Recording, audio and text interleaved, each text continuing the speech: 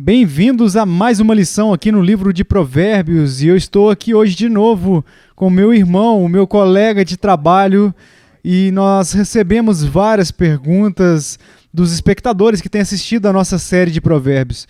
E, bem, vamos dar uma olhada nelas e tentar respondê-las. Bem-vindo. Obrigado, irmão Paul. Como você pode ver, estamos em um formato um pouco diferente, tentando algumas coisas novas aqui hoje. Permaneçam até o final do vídeo, estarei dando uma atualização empolgante sobre as lições, mas agora, Paul, você pode começar abrindo isso orando? Absolutamente. Pai, nós chegamos diante de Ti e reconhecemos que precisamos da Sua sabedoria. Então, assim, Senhor, nós queremos apenas dizer as coisas que estão de acordo com a Sua palavra. E, Senhor, e com a motivação que Cristo seja honrado e que o seu povo, especialmente os jovens, possam crescer, para que eles possam ser conformados à imagem do seu Filho. Em nome de Jesus. Amém. Ok, bem, vamos começar com algumas perguntas que eu vi, assim, várias delas ao longo da série. Algo que você enfatiza frequentemente, irmão Paul, e é a importância da igreja local. Como você sabe, algumas pessoas, elas têm dificuldade de encontrar igrejas saudáveis onde eles moram. E Niri pergunta, o que devo fazer se não consigo encontrar uma igreja bíblica e sólida? Eu tive experiências ruins com pastores e membros de igrejas locais. É seguro apenas, assim, congregar online?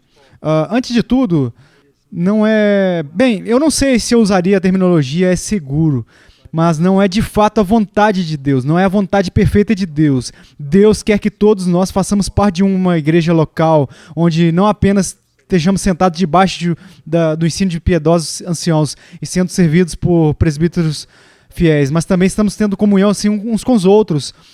Nós recebemos essa pergunta o tempo todo aqui. Agora, me deixa dar algumas coisas bem rápidas antes de tudo. Existem igrejas aí fora.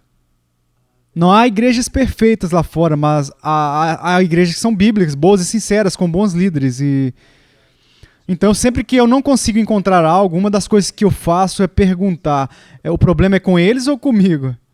E não estou dizendo que o problema é com todos que não conseguem encontrar uma igreja bíblica lá fora.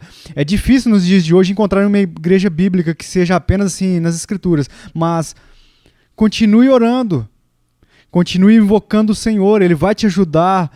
E eu também gostaria de apresentar assim, um site que chama founders.org. E tem assim, uma lista de igrejas que seguem as Escrituras. Elas se inscrevem para isso nesse site porque eles acreditam que em certas coisas, ou pelo menos eles dizem que é um bom lugar para começar. Assim, founders.org. Veja se há uma igreja aí na sua área. Sim, obviamente não podemos endossar pessoalmente todas as igrejas nessa lista, mas é definitivamente um bom ponto de partida. É uma coisa muito importante. Ok, irmão Paul, mais especificamente em Provérbios, é uma pergunta que eu já vi assim, várias vezes seguidas. Essa aqui vem de Ângela. Por que Salomão, mesmo com a grande sabedoria e compreensão que Deus deu para ele, se afastou de Deus e pecou muito contra ele?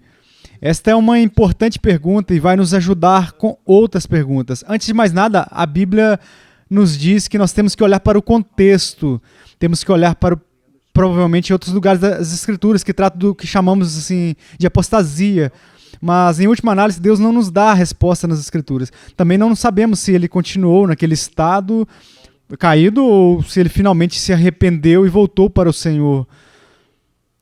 Nós sabemos que aqui estão algumas das razões porque ele acabou no estado em que ele acabou. Ele não estava assim, de acordo com a lei.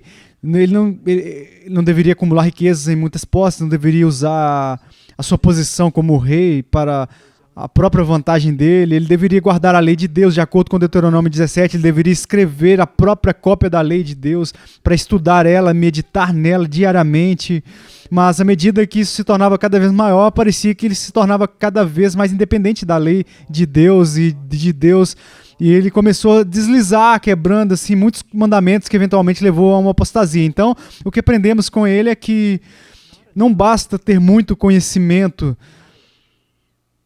Devemos também ter um coração reto para com o Senhor. E isso é em última análise, uma obra do Espírito Santo em nós, na conversão, a doutrina da regeneração. E precisamos cultivar, mesmo depois de nos tornarmos cristãos, a mente de Cristo para que não caiamos como Salomão. Ok, então mais uma pergunta frequente nas últimas lições. Nós discutimos relacionamentos com familiares, descrentes e tal, e como devemos viver o evangelho diante deles. Relacionado ao fato de termos várias perguntas sobre amigos incrédulos, sobre se seria os mesmos princípios ou como seria diferente. Então, vou fazer aqui, Aquiles, de 11 anos, ele pergunta, se eu tenho amigos que são incrédulos, eu ainda devo sair com eles? Então, Clara pergunta, como posso me associar com os incrédulos para cumprir a grande comissão sem adotar assim o comportamento deles? Antes de tudo, se você for jovem, faça exercícios também, se certifique de ir até os seus pais, converse com seus pais sobre isso e também, olha, diga à mamãe, ao papai, eu quero sair com os meus amigos, mas eu quero que vocês me monitorem, eu quero que vocês observem o que eu estou fazendo e se você ver alguma bandeira vermelha, por favor, traga para mim. Mas há um princípio que eu gostaria de mostrar que está no capítulo 6, versículo 14 de 2 Coríntios, que diz, não vos ponhais em julgo desigual com os incrédulos, porquanto que sociedade pode haver entre a justiça e a iniquidade, ou que comunhão da luz com as trevas. Agora, há outros textos, sabemos assim, que você e eu, nós não podemos sair do mundo, estamos cercados por pessoas descrentes, precisamos nos relacionar com elas. A única coisa que eu diria, ou as duas coisas que eu diria é que quanto mais jovem você está mais sujeito a ser influenciado por outros. Então você precisa ter muito cuidado, é por isso que eu disse que você de fato precisa do conselho dos seus pais. Em segundo lugar, estar em um julgo desigual era uma coisa que eles colocavam nos bois, assim, ó, geralmente 2 ou 3 bois, e muitas vezes era feito de madeira, com metal, assim, de modo que se um boi fosse para um lado, o outro boi tinha que seguir, não havia opções. E se você começar a ver que está sendo influenciado de uma forma que é contrária às Escrituras e está começando a ser influenciado, se está começando a cutucar você mesmo, que seja um pouquinho, te puxar assim para longe da obediência, então você precisa pensar em cortar esse laço, esse relacionamento. Isso é muito importante. Ok, vamos passar para algumas perguntas que são mais específicas para algumas das últimas lições, assim, tipo, na lição 32, você disse que Deus, o grande objetivo dele era nos tornar como o seu Filho Jesus Cristo. Você afirmou que o próprio Cristo aprendeu a obediência através das aflições que ele sofreu, e você nos desafiou a seguir os passos dele. Em relação a isso, Alisson pergunta por que Jesus teve que aprender a obediência, mesmo embora ele fosse sem pecado nenhum e já perfeito. Ok, bem, antes de tudo, é claro que isso vem de Hebreus 5, 8, então é isso que a Bíblia ensina, que ele aprendeu a obediência dele com sofrimento. Mas a chave para entender isso está em Lucas capítulo 2, versículo 40, e deixa eu ler isso para você. O menino, se referindo a Jesus, agora veja o que diz, crescia e se fortalecia, enchendo-se de sabedoria, e a graça de Deus estava sobre ele. E em seguida, no versículo 52 do mesmo capítulo, e crescia Jesus em sabedoria e estatura. Mas agora aqui está a declaração surpreendente. Ele crescia diante de Deus e dos homens. Agora, como que pode ser isso? Quer dizer que ele era perfeito desde o início. Deus o amou desde o início, mesmo antes dele se tornar um homem. Bem, aqui está o que vocês precisam ver. Primeiro, antes de tudo, Jesus é Deus em carne, e nós temos que proteger a doutrina da divindade de Cristo, que ele é Deus, mas ao fazer isso, às vezes, podemos negligenciar. Veja, que ele era verdadeiramente Deus e também verdadeiramente homem, homem de verdade, ok? Não um demagogo, não algo assim entre Deus e homem. Ele era realmente Deus e ele era de fato homem. E como homem, ele nasceu e passou por todos os estágios naturais de crescimento, assim como qualquer ser humano. E ele tinha que ser assim para ser o nosso representante, para ficar no nosso lugar, para viver no nosso lugar, para morrer no nosso lugar. Então, aqui a gente vê no verso 40 que ele continuava crescendo. Bem, ele era um bebê, ele cresceu. Vemos ele com 12 anos lá na sinagoga, ou no templo, enfim. Ele continuou a crescer e se tornou forte. Fisicamente, ele cresceu como um ser humano normal, aumentando assim em sabedoria. Agora, lembre-se, no capítulo 2 de Filipenses, embora ele fosse igual a Deus, ok? Ele se esvaziou.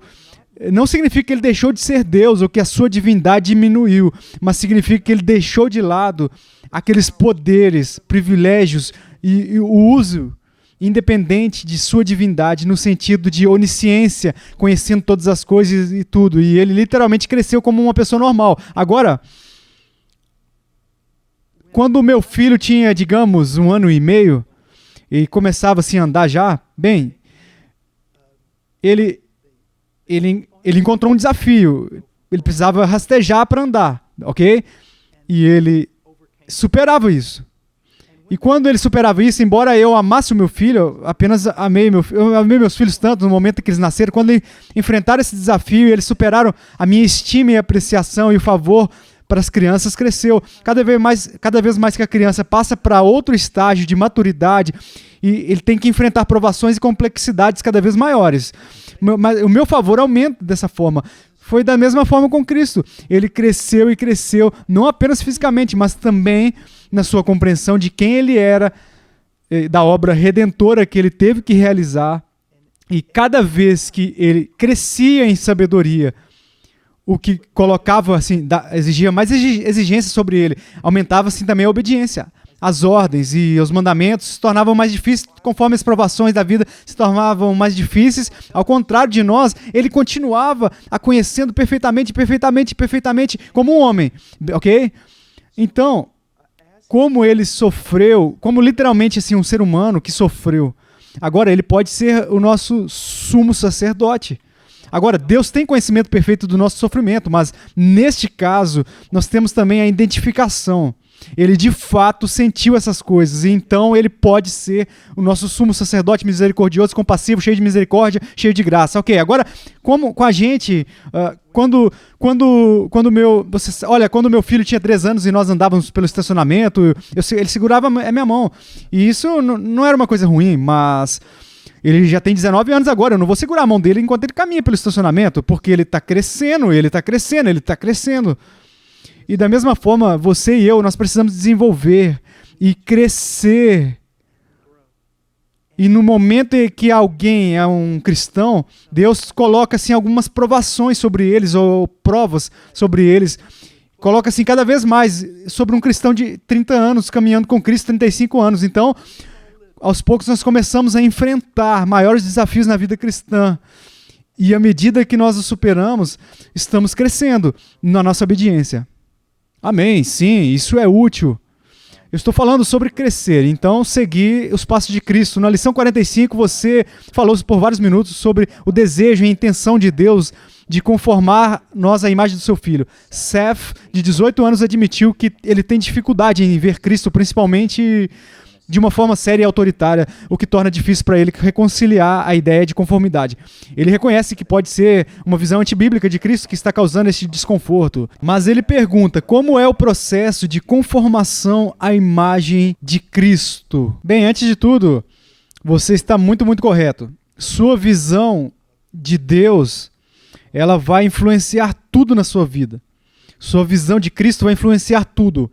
Olha, se eu acreditasse que Deus fosse severo, no sentido de olhar para mim e examinar minha vida e encontrar falhas e ficar desapontado com todas essas coisas diferentes, eu não seria capaz de funcionar.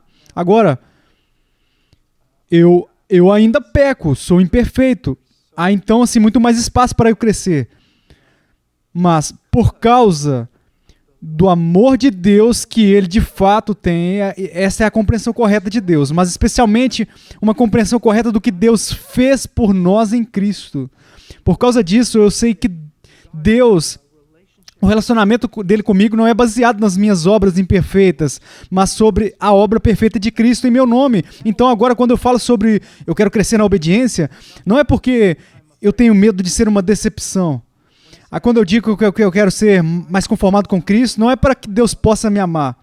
Isso é um negócio fechado, feito. Deus me ama e eu estou seguro na graça de Deus em Cristo. Agora eu estou livre para crescer.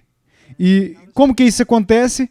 Olha, há todos os tipos de livros, mas basicamente me deixa compartilhar com vocês. Leia a palavra dele. de capa a capa. Medite nas passagens que são de uma importância para você naquele momento. Procure obedecer, ter comunhão piedosa em uma igreja. Ore e aos poucos você vai crescer. Eu vejo, encontro tantas pessoas que são tão preocupadas em crescer, mas que negligenciam os meios da graça que nos foi dado para crescer. E isso é simplesmente estudar a palavra de Deus, oração e comunhão em uma igreja local piedosa. Agora, me deixa dizer algo para vocês que é muito importante. Há muitos dias que eu leio a palavra e eu vejo assim, o que ela diz, mas não, ela é tremenda, mas eu não estou entendendo isso. Olha, é apenas incrível, olha, eu não tenho discernimento todos os dias, nem sempre eu estou vendo um crescimento incrível, mas se eu for fiel à palavra, com o tempo eu vou crescer mesmo quando eu não estiver vendo isso. Eu acho que isso é definitivamente uma distinção importante. Eu acho que pode ser de fato fácil você ficar atolado na seriedade, de deixar de pensar no amor e na bondade do Senhor. E é muito importante servi-lo. Isso traz verdadeira alegria e verdadeira realização. Então, obrigado por isso.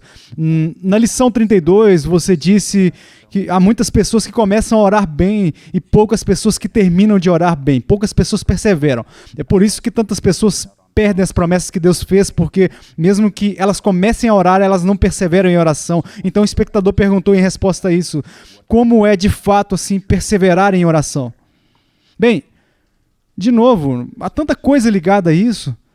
À medida que nós entendemos a revelação de Deus nas Escrituras, nós começamos a entender as promessas, e são tantas promessas que Ele fez para tantas áreas diferentes.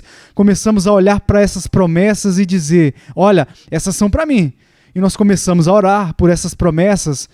Também começamos a ver como caminhamos com Cristo. Nossa grande necessidade, e na verdade, como você sabe, somos indefesos, estamos separados dele.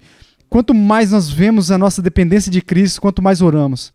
E então, ao invés de focar em, eu vou fazer as coisas certas para aumentar a minha vida de oração, e você precisa aumentar o seu conhecimento de quem Deus é e quem você é. E nisso você vai ver o quanto você precisa dele e vai enxergar o quanto você precisa dele para você saber, assim, será como um impulso para orar. Outra coisa que eu quero que vocês façam é, eu não penso muito, por exemplo, com a minha esposa, os meus filhos ou alguém que é meu amigo. Eu não penso em crescer assim, aumentar o meu tempo de 3 horas por semana, 4 horas por semana com eles. Eu não penso dessa forma. Eu não quero que vocês façam ou pensem apenas nisso. Eu quero ter um relacionamento mais profundo com Cristo. Eu quero caminhar com Ele, eu quero conhecer Ele melhor e dessa maneira vai surgir uma vida de oração. Eu me encontro ao longo do dia e eu não quero entrar de qualquer jeito, assim, de maneira que você pense que isso é banal, uma irreverência. Eu acho que ao longo do dia eu converso com Cristo, assim, tanto quanto eu converso com os meus amigos nesse escritório. Eu só estou fazendo essa pergunta e resposta aqui, você sabe, quando eu estou andando pelo corredor, Senhor, eu estou prestes a fazer uma pergunta e resposta, eu preciso da sua ajuda, eu não posso fazer isso sozinho, então se concentre na construção de um relacionamento com Cristo e daí vai ter uma vida de oração que vai crescer. Ok, próxima pergunta. Na lição 48 você falou muito sobre generosidade. Foi um dos focos da lição, mas você também fez uma distinção entre ser generoso e ser tolo. Por exemplo, você diz, como um cristão, ser uma pessoa generosa não é uma pessoa tola. Você precisa ser sábio e estudar cada situação, mas no seu coração, na sua mente, seja uma pessoa generosa. Um espectador pergunta, você pode elaborar o conceito de doação insensata? Sim, e é muito perigoso. Fazemos muitas coisas que você sabe, olha, por zelo. Isso não é necessariamente bíblico. Deixa eu dar para vocês alguns princípios. Por exemplo, ele diz em 2 Coríntios capítulo 8, versículo 12, porque se há boa vontade, será aceita conforme o que o homem tem, não segundo o que ele não tem. Porque não é para que os outros tenham alívio e vós sobrecarga, mas para que haja igualdade. Então aqui estamos vendo alguma sabedoria que é necessário. Ele não está dizendo, eu quero que você dê tudo que você tem, de modo que agora que você está passando por dificuldade, todos os outros estão à vontade. Ele diz que não é isso que eu quero que vocês façam.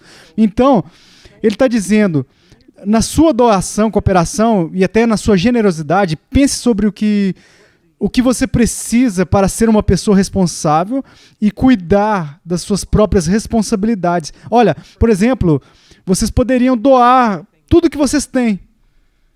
Mas, então, o que provavelmente vai acontecer? Outra pessoa terá que entrar e te ajudar, porque você doou tudo. Você doou tudo e ficou sem nada. Então, o que ele está dizendo é que você precisa viver com dignidade como pessoa e olhar para medir a sua generosidade com base no que você tem. Eu me lembro, quando eu fui para o ministério, a primeira vez, eu estava assim, fazendo pregações itinerantes e olha, uma vez eu recebi até assim 16 pizzas e eu quero dizer, olha, eu não tinha muito dinheiro e eu tinha responsabilidades, então eu me certifiquei de cuidar das minhas responsabilidades para que o nome de Cristo não fosse blasfemado entre os incrédulos, porque esse pregador não paga suas contas, mas ao mesmo tempo eu procurava ser generoso. Então, esse é um princípio. Deixa eu dar outro aqui. Eu acho também que é muito importante.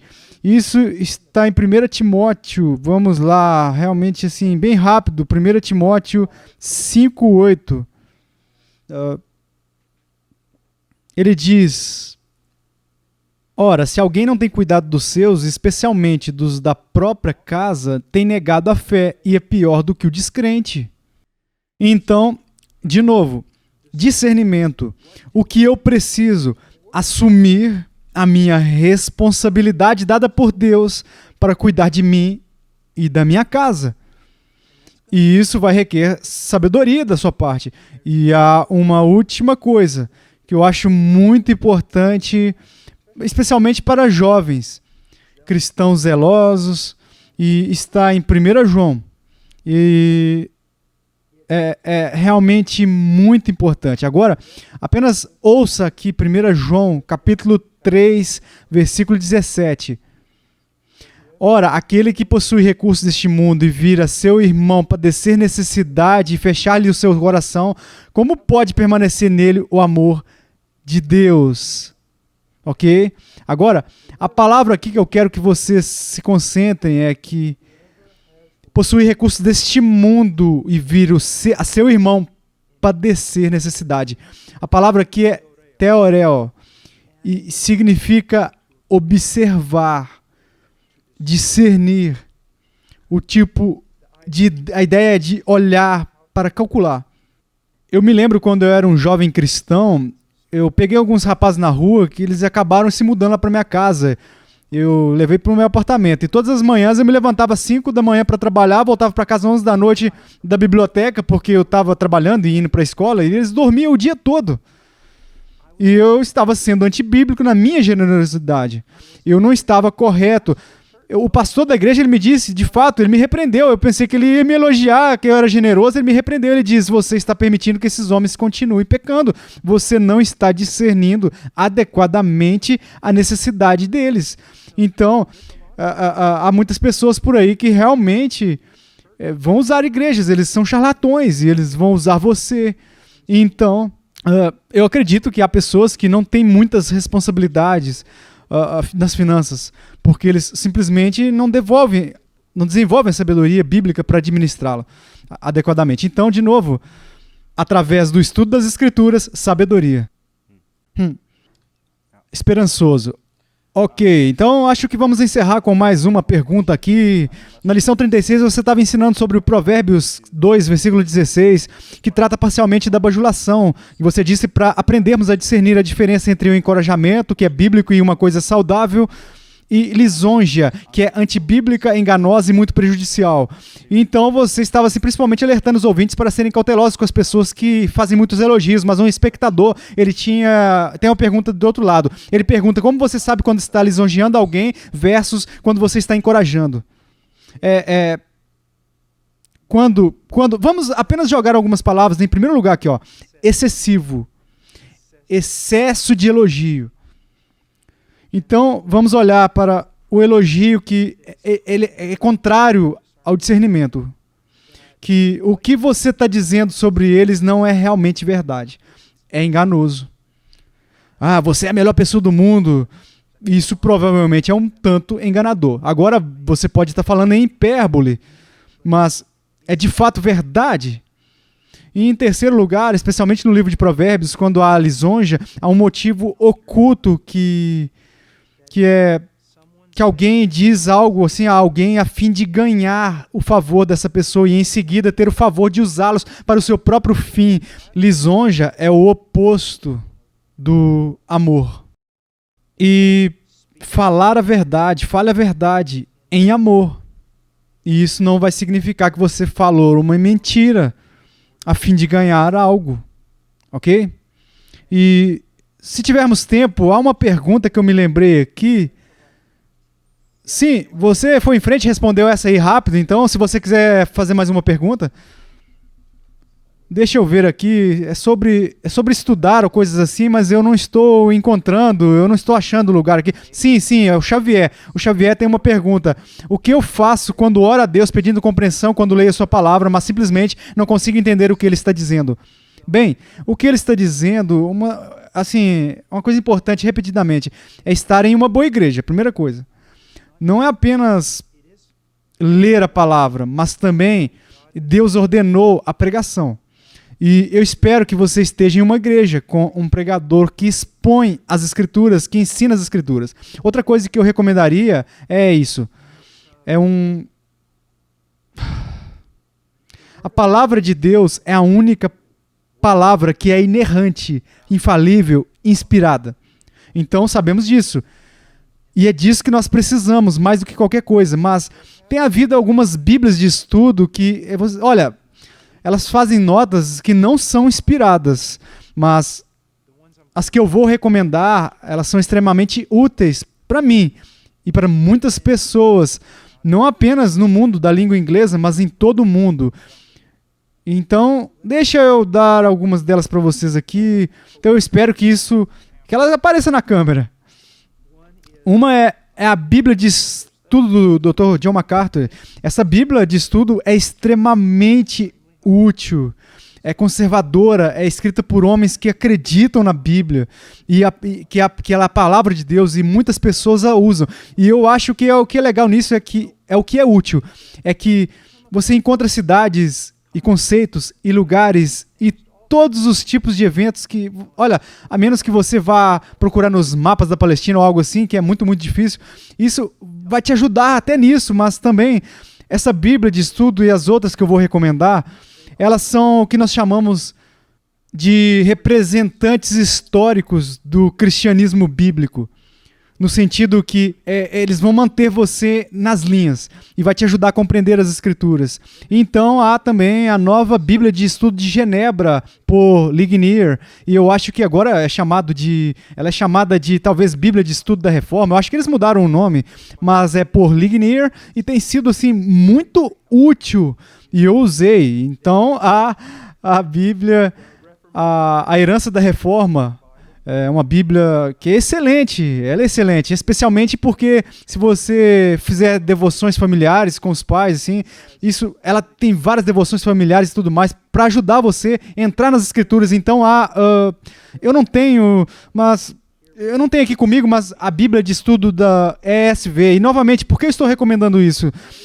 Elas são todas conhecidas por estarem no centro do Evangelho, centro evangélico, do cristianismo bíblico, e elas serão úteis. Sim, é verdade que as notas não são inspiradas, são escritas por homens, e você sabe que a Bíblia é a única palavra infalível de Deus, mas podem ser úteis, e eu recomendo que você converse com seu pai, sua mãe, converse com seu pastor, encontre uma Bíblia de estudo realmente boa. Essa seria a minha recomendação. Sim, eu acredito que as pessoas vão apreciar definitivamente. Há muitas pessoas perguntando sobre quais bíblias de estudo você recomendaria. Então, muito obrigado, irmão Paul, por fazer isso hoje. Obrigado aos nossos telespectadores também, todos que enviaram perguntas. Continuem enviando.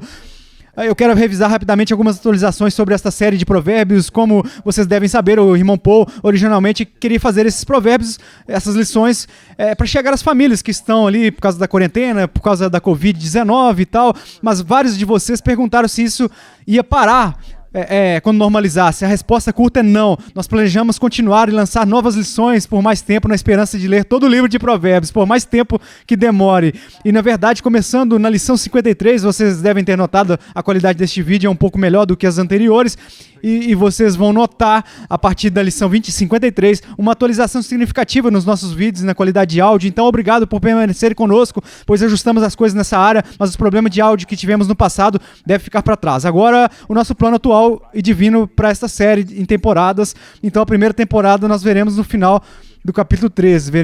Teremos mais uma sessão de perguntas e respostas, seguido por uma lição de revisão que o irmão Paul vai fazer 2 ou 3 com todo. Isso será o final da primeira temporada. Então, teremos um monte de coisas que nós estamos fazendo aqui no fundo da Hot Cry, muitos projetos interessantes que estão em andamento. Dependendo de onde nós estamos com as filmagens e tal, podemos levar uma breve pausa nesses lançamentos, talvez uma semana entre as temporadas, em uma ou duas, mas depois, no início da segunda temporada, voltaremos a Provérbios 4, continuando na nossa programação de lançamento atual, às 8 horas, todas as segundas, quartas e sextas-feiras. Então esse é o plano de novo. Obrigado de novo por assistirem. Por favor, continue deixando os comentários nas perguntas e tal, e nessa sessão de comentários, bem como as perguntas dos filhos também.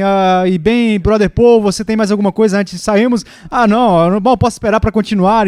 Nós de fato estamos fazendo isso porque crianças, jovens, adultos e adolescentes, nós queremos que vocês conheçam Cristo, nós queremos que vocês cresçam em conformidade com Ele. Amém. Bem, obrigado todo mundo e Deus abençoe.